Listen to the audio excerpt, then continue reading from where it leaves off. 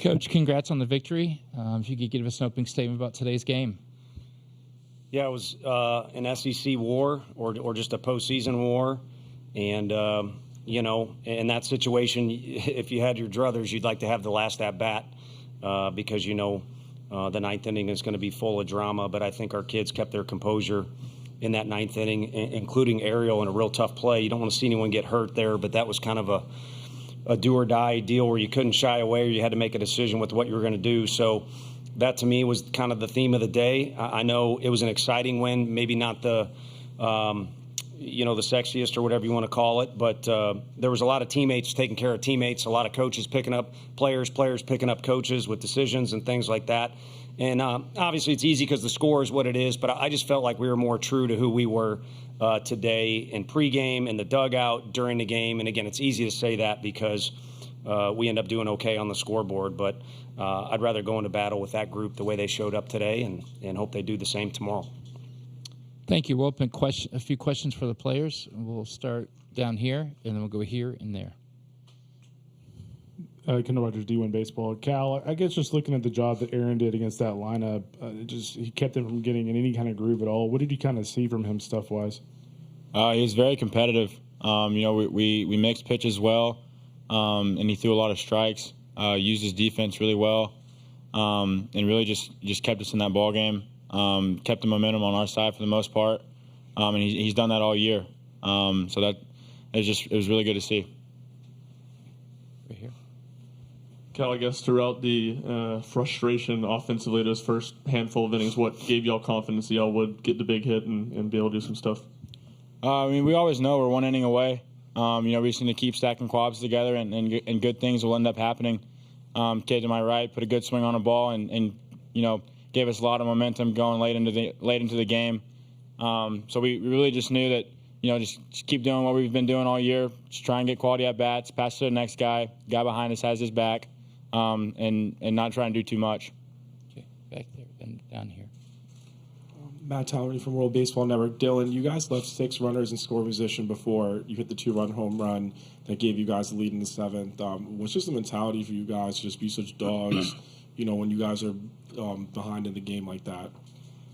I thought as an offense we were just trying to, keep leaning on Cortez. He did a good job today, and we were just trying to get his pitch count up and get deeper into the pen.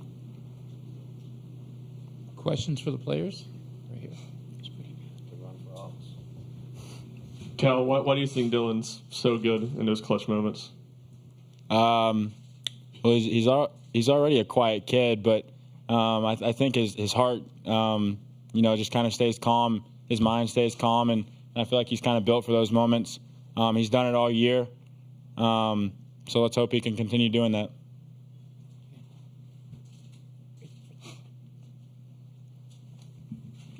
Aaron, what was able to make you so effective today? It looked like they were having trouble with that spin a little bit. Yeah, I would say that I had some struggles throughout the game just with command a little bit, so I had to adapt with my mechanics. I had to, I was missing some fastballs up, so I had to, fix my mechanics and make sure I could get the ball down. The curveball was definitely there. Same thing with the curveball. I had some times where it was more horizontal than vertical and opposite, so just dealing with what I had in that particular at-bat or inning or whatever.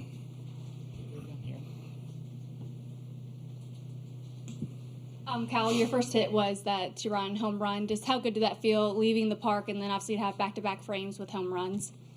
Yeah, no, I felt pretty good. Finally, getting that first hit out of the way, whatever, but no, it felt good. Every kid dreams about playing at this stage, and then being able to do that late in the game like that was pretty cool and something I'll never forget. And then I feel like it just kind of kept us rolling momentum-wise, and I think that was in the 8th inning. So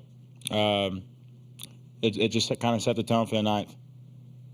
Okay, one more question for the athletes. Doug Duda, ESPN Tri-Cities. Aaron, could you just talk about your pitching coach in Frank Anderson and what he means to you and what he has done for you? Yeah, he's been a huge help. He's really made sure I've locked in, and he kind of preaches that you just got to do your job, and it kind of makes me focus on the game instead of everything that comes around it. I mean, there's a lot of A&M fans that are trying to ball five me, so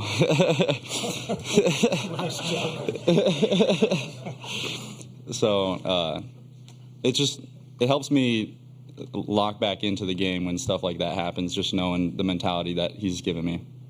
He also wants to be coached, and I mean, he says he's available tomorrow, so maybe it's premature, but one of my favorite guys to coach. Gentlemen, thank you. Congrats on the victory, and good luck tomorrow. You guys can be excused.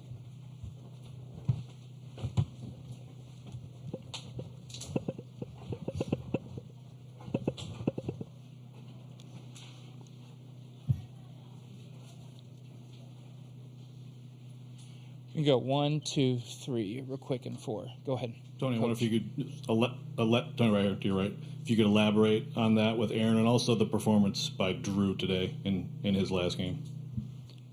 He's just awesome, man. I mean, he's got that stupid chuckle, and obviously he's got some talent, but he's so receptive to anything that you bring to him, and he's so easy to have a conversation, and he's got a real good balance of believing in himself, which, you know, these kids all see swagger and they listen to rap songs and stuff like that, so they have their chest out, but there's got to be a decent combination there. You should think you're the best when you're between the lines, but you also need to realize you wouldn't be between the lines without all the people that helped you, whether it's his family's awesome, and we're excited about his brother coming here next year. But there's a lot of coaches besides Frank that have helped put him in a position, and it applies to other players too. And in this day and age, you see it fading a little bit. And I've kind of had convos with a couple of their guys just because we've been passing the stadium. There's a lot of kids that are really talented for both teams, but also a lot of kids that just do it the right way. And it's helped both teams maximize what they have on their roster. And Combsy's fun as hell. He'd be a fun hang, man, but I guess I'm too old. And your other question was about Drew today. Yeah, he was what he did the other day, and he was what he did. You know, we weren't able to win his first game that he threw in Omaha for us, but our record when he pitches is pretty damn good. You guys can look it up and tally it up, whatever it is. But his record for 3 years was incredible, just in general. But then if you look at the outcome of the game, just when he was personally on the mound, it was phenomenal. And I think it, again, speaks to what type of person he is. Totally different than Aaron, but those same positive traits you really enjoy as a coach.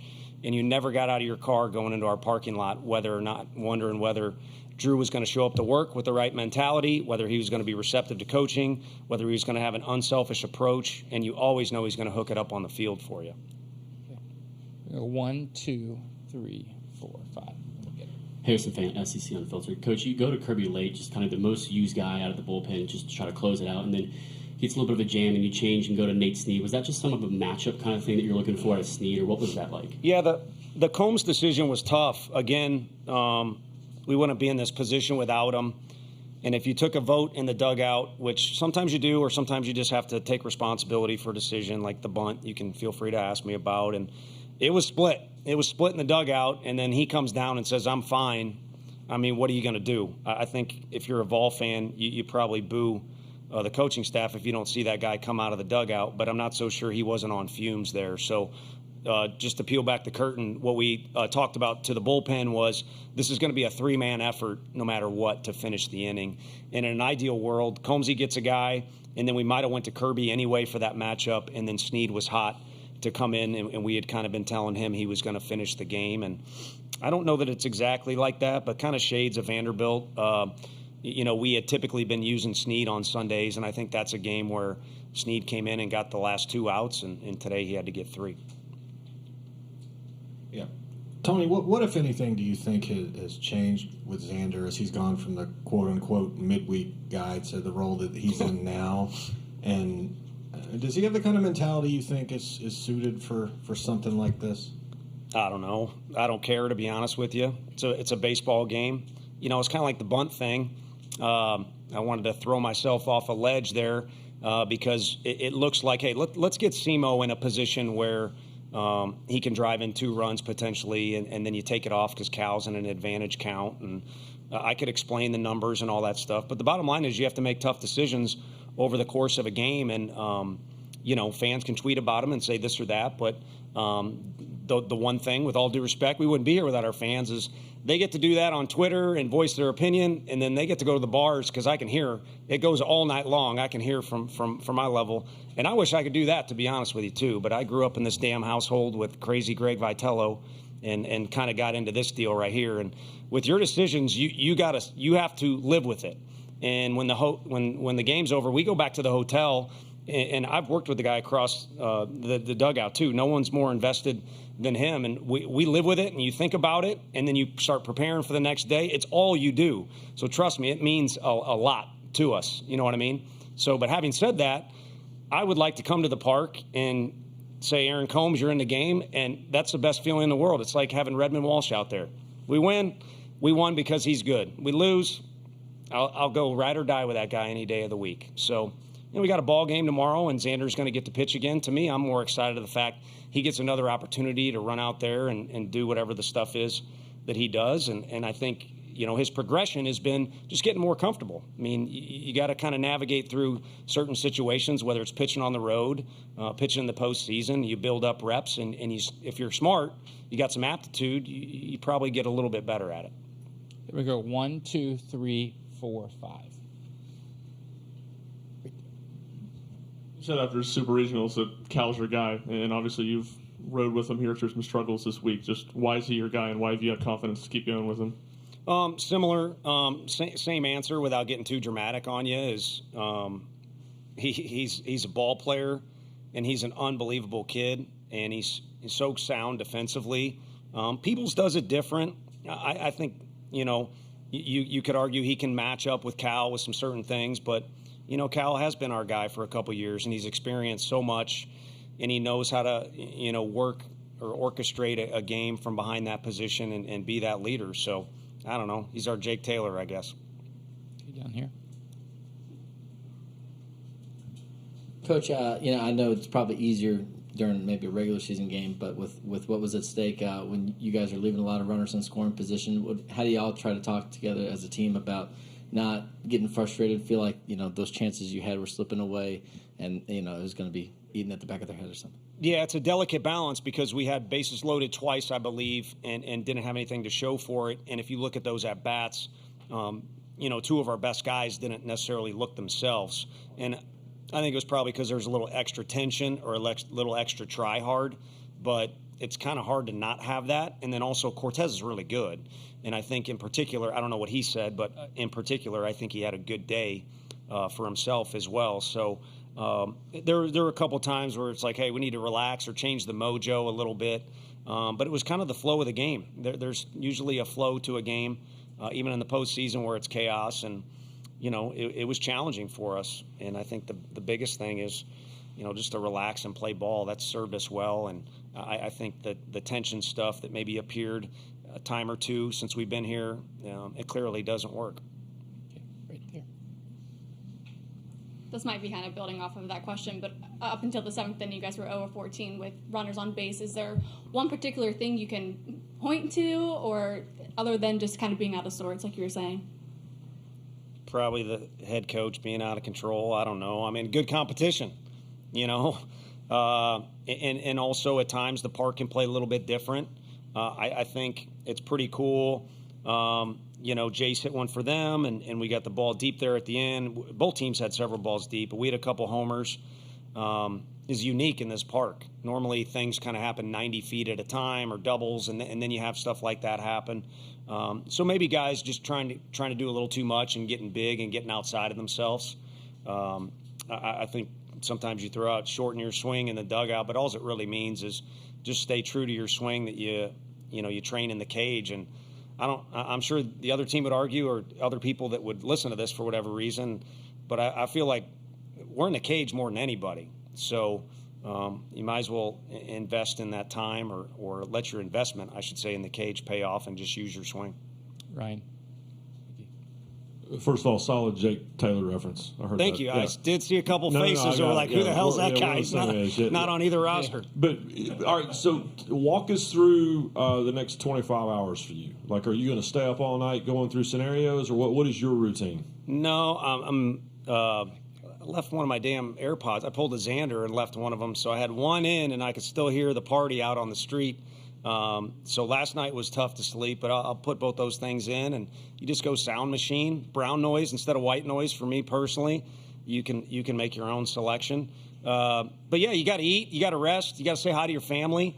Got some friends in town, so probably can't take in Omaha the way they will, but at least say hi to them. And I think you just got to be a dude because, they're probably chomping at the bit to get back out there and the old backyard baseball redo or rematch. And I think our guys, just hearing their conversations, is kind of like, 1-to-1 has kind of been the theme for us this year, a lot of game threes. So you can't do that, though. You got to just be a dude and do those things and then start to kind of filter down, to game time. And we'll approach pregame as we see fit. And then 6:09, you just play ball. Okay, all the way in the back. Tony, I kind of asked Aaron this. Frank's a small-town Nebraska boy. Is there any benefit to that? And just talk about what he's done. He's been around the block a few times, but specifically with this year's staff to get you ready for the final game of the year. Yeah, he acts like a small-town guy. Well, I guess, I shouldn't have said that. No offense to anybody, but no, we like giving him crap because he dishes it out to so many people, including umpires and things like that. I think we got that under control for now, and he's been around the block starting with his roots. I mean, I love the fact that he basically forced his way into coaching. I mean, he's doing laundry at a junior college when things were different, and he's a self-made man. And he's been in about every situation you can imagine, including the situation we're in tomorrow. But he's just given me comfort from day one. One, to have somebody that had head coaching experience, somebody that could relieve the stress of kind of what's the most important thing, coaching up the pitchers. And on top of that, it's kind of like a campfire. Anytime we're up in the office or at a table and he wants to tell a story, he knows baseball about as well as anybody. And I was talking with one of the umpires. We ran into each other at a coffee shop, and what a weird conundrum. He's so competitive and ornery when he's in uniform, and he tries to hide it, but he's one of the best individuals I know. If someone's sick, he's the first one to do, heck, just get soup for somebody, which these kids all DoorDash crap now. I don't know if he knows that or not, but he's one of the more caring and kind-hearted guys there is, which is insane if you haven't been next to him, because when he was at other schools and we were competing against him, I would have thought the opposite. Let's put it that way. So a benefit just to having him on our staff, and certainly a benefit that he's got the experience that he does. Okay, last question. Tony, what went on with Christian Moore there on that slider, that play at second base, and is there an update on him for tomorrow? Yeah, I mean, he was doing media and stuff afterwards, so I didn't have a personal conversation with him, but we had a couple sliding into second, just, back of his leg was something that came up during Evansville, and, he made an outstanding play out there, so it's not like he can't move around, but we just felt like with the potential situations coming up, it made more sense for Ariel. And I say we, I mean, eventually you put Ariel out there, but, yesterday did what I thought was the best thing. But at this point, it's kind of up to Hunter, being out there, or Simo being out there, who's going to play center, who's going to play right. They've made me look smart, and they've gotten us as far as they have. And the other thing they've done is made me a happy fella. I already, got emotional. Try not to wuss out here on you, but if we won a belt at all or any kind of trophy, today it was the same as A&M. We got to be around each other more than any team in the country. And we had a dry erase board meeting, and the guys wanted to lead the country in velo and RBIs and all kinds of crazy stuff. And it was kind of a trick question. What the coaching staff wanted to lead the country in is, unselfish type thing, having fun, and getting to be around each other as much as possible. So I know Hot Sauce was here. He can respect the belt analogy. So we at least brought one belt home today. Coach, congrats. Best of luck tomorrow, and thank you for your time. Thank you. Appreciate it.